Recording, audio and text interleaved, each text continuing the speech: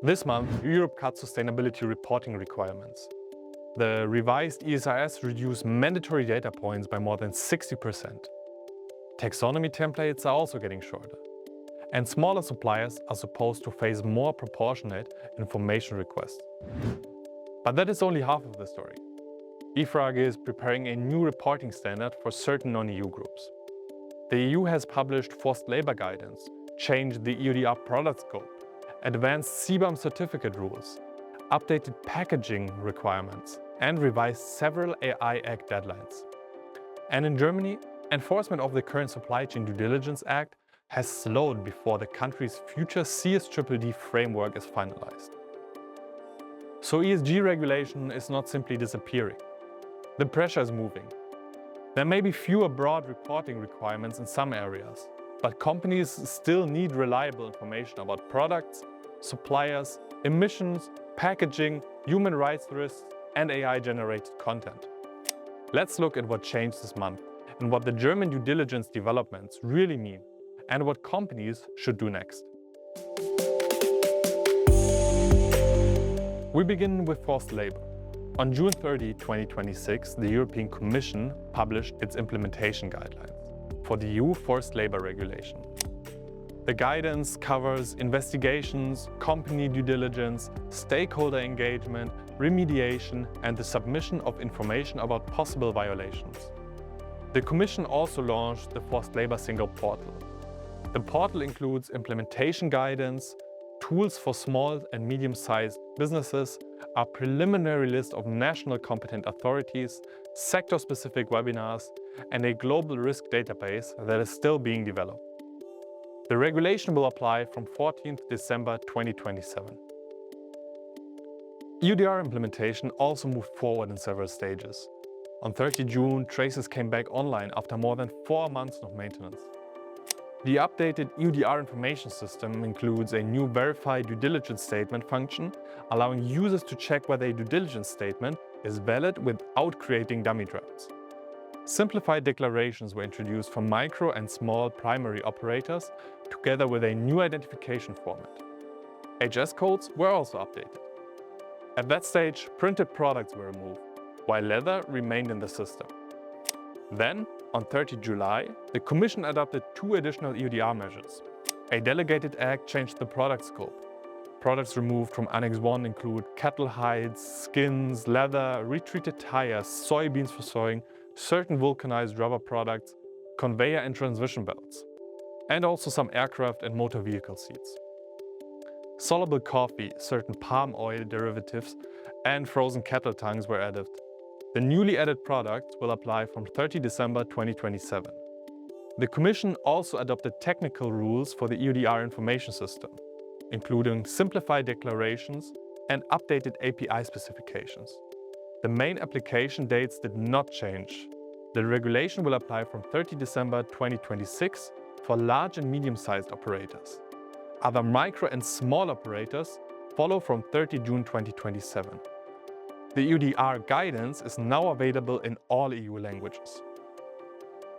The sustainability reporting landscape also changed significantly. On 3rd of July 2026, the European Commission adopted revised European sustainability reporting standards as part of the Omnibus I simplification package. The revised standards are shorter, clearer, and include additional flexibility. Mandatory data points were reduced by more than 60%. Total data points were reduced by more than 70%. The changes are expected to lower reporting costs by more than 30% per company.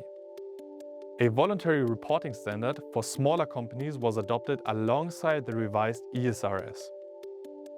It creates a more proportionate framework for companies outside the scope of the Corporate Sustainability Due Diligence Directive. It also introduces the value chain cap, intended to limit sustainability information that larger companies request from their smaller business partner.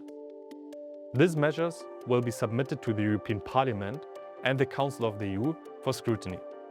The initial scrutiny period is 2 months and they extended by another 2 months.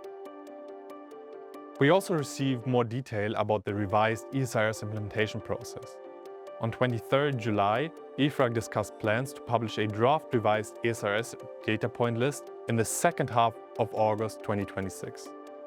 The final list is expected to contain around 300 data points and will use the same definition and methodology as the original IG3 list. The draft will be published as EFRAG's Secretariat supporting material and open for an 8-week review. Unique data point identifiers will be added once the draft becomes available. A revised ESRS XBRL taxonomy is expected for public consultation in late August or early September. Mandatory digital reporting is not expected before the 2027 financial year. EFRAG also published the ESRS 40A exposure draft on 23rd July. This standard is made for certain non-EU companies with significant activity in Europe. The public consultation remains open until 31st October 2026. The draft focuses on material impacts and uses global reporting as the default approach. It would apply to non-EU groups with more than 450 million euros in EU turnover and a qualifying EU subsidiary or branch generating more than 200 million in turnover. Reporting would generally be submitted through the relevant EU subsidiary or branch.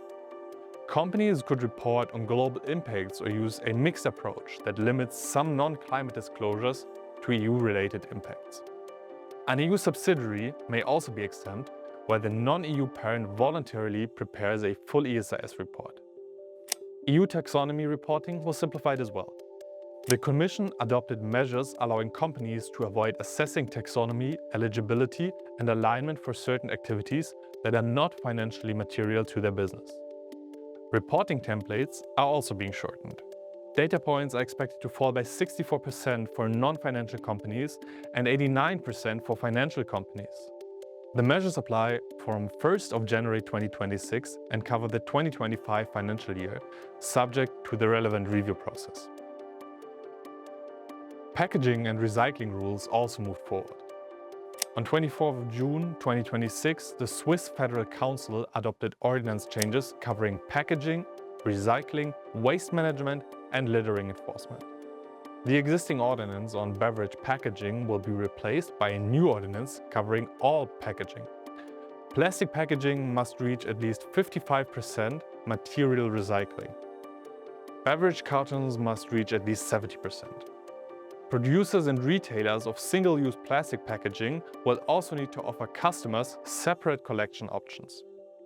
Amendments to the Swiss Waste Ordinance enter into force on 1st of August 2026, and the new packaging ordinance applies from the beginning of 2027.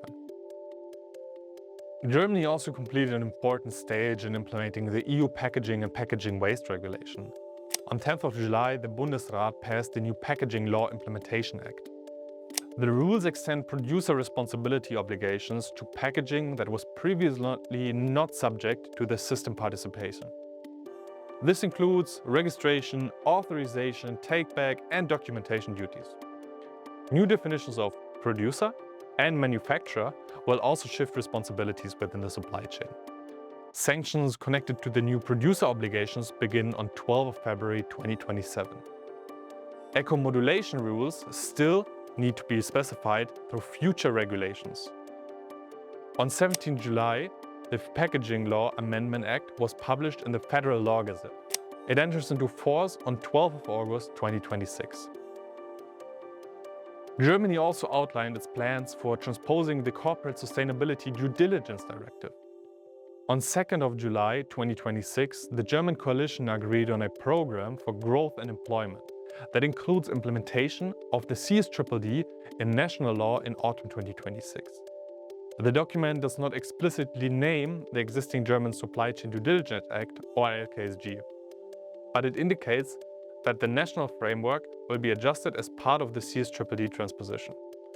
The planned scope is limited to companies with at least 5,000 employees and more than 1.5 billion in global annual net turnover. Due diligence obligations are expected to be risk-based. Information and audit requirements involving smaller and indirect suppliers should be based on information that is reasonably available. The government also plans a renewed action plan for business and human rights covering 2026 to 2031. Enforcement is expected to remain under a Federal Ministry of Labor and Social Affairs. A later update added an important enforcement dimension. On 21st July, the German government confirmed that the BAFA had further reduced its enforcement of the LKSG.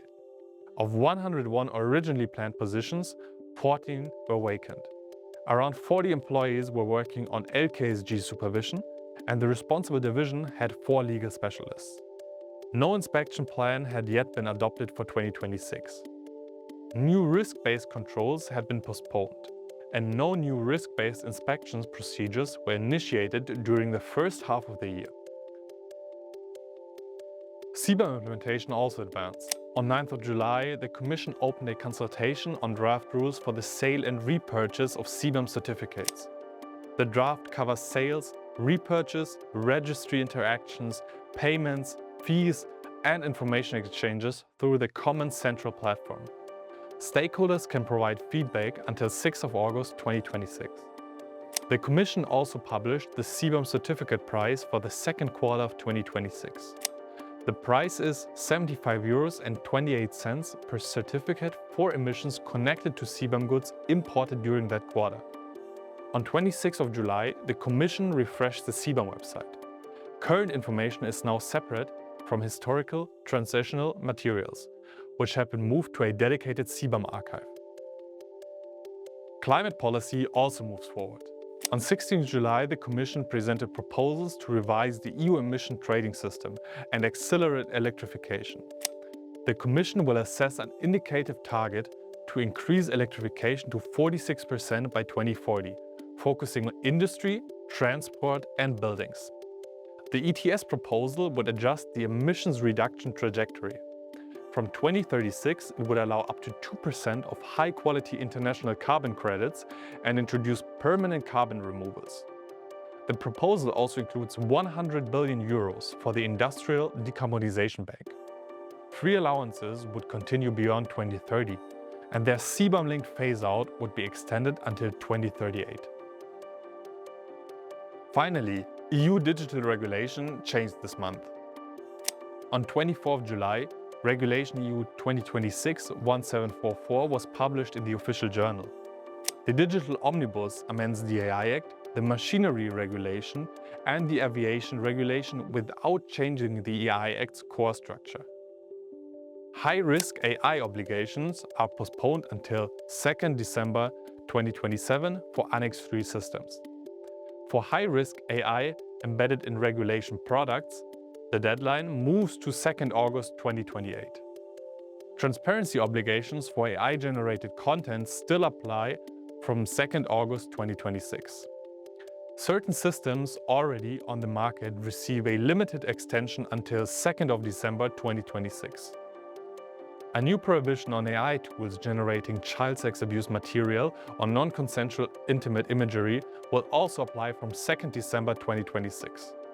The regulation also softens AI literacy requirements, postpones the deadline for national regulatory sandboxes until 2nd of August 2027, and clarifies the AI Office enforcement role. Several deadlines are approaching. On 1st of August 2026, amendments to the Swiss Waste Ordinance entered into force. On 2nd of August, AI-generated content transparency obligations begin to apply, subject to a limited extension for certain systems already on the market. The deadline for feedback on the draft CBAM certificate rules is 6th of August 2026. On 12th of August, the EU Packaging and Packaging Waste Regulation applies and Germany's Packaging Law Amendment Act enters into force. In the second half of August, EFRAG expects to publish the draft revised ESRS data points list. That will be followed by an 8-week review. A revised ESRS XBRL taxonomy is expected for consultation in the late of August or early September. The ESRS 40A consultation remains open until 31st October 2026. For EUDR, companies should monitor the updated information system, revised API specifications, and any further technical guidance ahead of the 30th December 2026 application date. The full EU forced labor database is still outstanding. Germany's CSDD transposition is expected in autumn 2026. The key issues will be the final thresholds, the treatment of smaller and indirect suppliers, enforcement responsibilities, and the relationship with the existing LKSG. Companies should also watch whether BAFA adopts a 2026 inspection plan or restarts risk-based controls. The EU public procurement proposals is expected in September.